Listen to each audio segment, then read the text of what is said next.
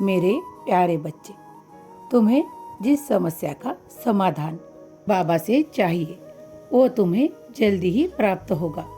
पर बाद में इतना नाराज मत हुआ करो और अपने गुस्से पर काबू पाओ। तुम्हारा बाबा तुम्हें निराशा से बाहर निकालने आया है।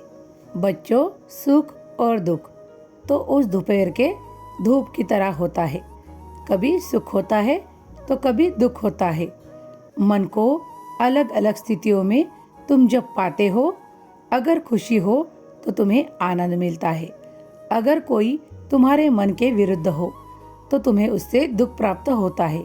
ये सब बच्चों मन की स्थितियाँ है।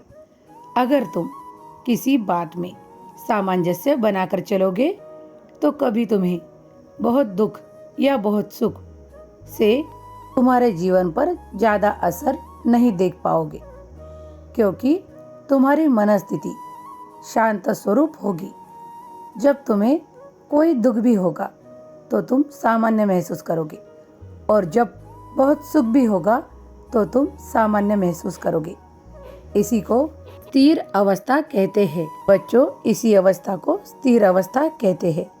ये अवस्था प्राप्त करने के लिए तुम्हारे मन को तुम नामस्मरण का आधार ले सकते हो, तो तुम देखोगे मन की अवस्था स्थिर होगी। तुम बड़े ही सरलता से आध्यात्म की ओर आगे बढ़ पाओगे। तुम्हारा मन हमेशा सुकून की अवस्था में पहुंचेगा।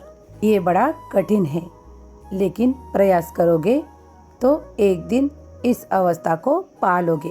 साईं का आशीर्वाद है। इस अवस्था में मन तुम्हारा बहुत शांत रहा करेगा। सहजता से ईश्वर की प्राप्ति कर लोगे। हर चिंताओं से दूर रहना सीख लोगे। सदा खुश रहो। तुम्हारा कल्याण होगा।